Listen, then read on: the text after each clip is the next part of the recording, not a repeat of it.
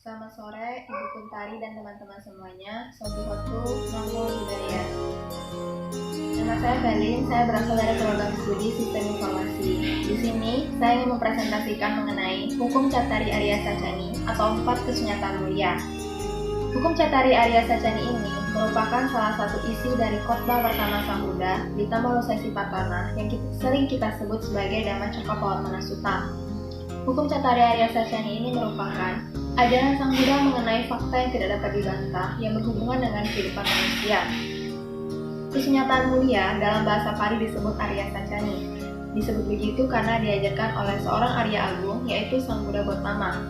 Sedangkan Saca atau Sacani artinya adalah apa yang sesungguhnya. Dalam bahasa Sanskerta disebut sebagai Satya yang artinya fakta yang tidak dapat dibantah. Hukum Cattari Arya Sacani ini terdiri dari 4. Yang pertama, kesunyataan mulia tentang duka. Yang kedua, kesunyataan mulia tentang asal mula duka. Yang ketiga, kesunyataan mulia tentang lenyapnya duka. Dan yang terakhir adalah kesunyataan mulia tentang jalan menuju lenyapnya duka. Saya akan membahas yang pertama, yaitu kesunyataan mulia tentang duka atau duka Arya Saca. Duka Arya Saca terdiri dari 3. Yang pertama, duka-duka. Duka-duka adalah semua penderitaan yang dapat dirasakan, baik penderitaan tubuh maupun penderitaan fisik, seperti lahir, menjadi tua, sakit, mati, berkumpul dengan orang yang tidak disenangi, bertemu dengan orang yang tidak disenangi, dan sebagainya. Lalu yang kedua adalah Viparinama duka.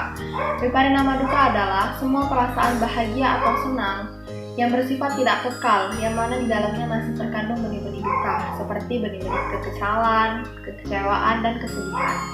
Lalu yang terakhir adalah Sankara duka. Sankara duka adalah semua perasaan senang yang masih tertekan dari sankara, yaitu terdapatnya 5 kelompok kehidupan atau pancakanda. Yang pertama rupa atau jasmani, yang kedua sana atau pencerapan, yang ketiga wedana atau perasaan, yang keempat winyanya atau kesadaran, yang terakhir adalah sankara atau bentuk-bentuk pikiran. Lalu kesunyataan mulia yang kedua ialah kesunyataan mulia tentang asal mula duka atau duka samudaya Arya Saca. Duka samudaya Arya Saca ini dapat terjadi karena adanya 2 faktor, yaitu tanha atau keinginan hawa nafsu dan awija atau kegelapan batin. Tanha terdiri dari 3, yaitu yang pertama kama tanha. Kama tanha adalah keinginan akan nafsu-nafsu indera. Yang kedua bawa tanha, keinginan akan terlahirnya kembali atau penjelmaan. Dan yang terakhir adalah wibawa tanha, yaitu keinginan akan pemusnahan diri. Lalu yang ketiga adalah kesunyataan mulia tentang lenyapnya duka atau duka niroda Arya Saca. Lenyapnya duka artinya adalah padamnya kilesa atau tanha yang terdapat di dalam diri kita, sehingga kita akan mencapai nibbana.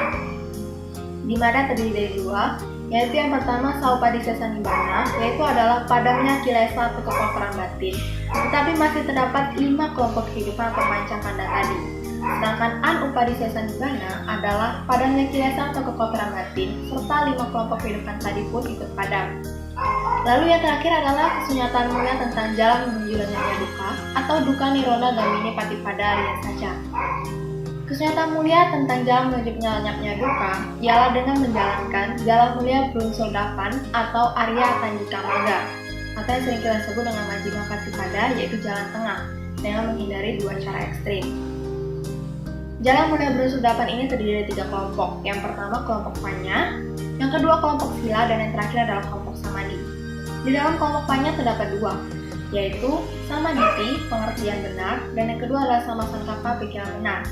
Samaditi atau pengertian benar di sini adalah bagaimana cara kita memandang sesuatu dengan benar, baik mengenai tentang karma atau pandangan benar kita terhadap hukum kesunyataan mulia ini. Lalu yang kedua pikiran benar. Pikiran benar di sini adalah pikiran yang menghindari dari 3 akusala mula atau 3 perkejahatan, yaitu loba, dosa, dan moha. Dan pikiran yang selalu menumbuhkan pikiran metta, karuna, mudita, dan upeka. Lalu kelompok yang kedua yaitu kelompok sila terdiri 3, yaitu yang pertama sama waca atau ucapan benar. Ucapan benar di sini adalah semua perkataan yang kita keluarkan dari mulut kita tidak merugikan orang lain atau menyakiti perasaan orang lain.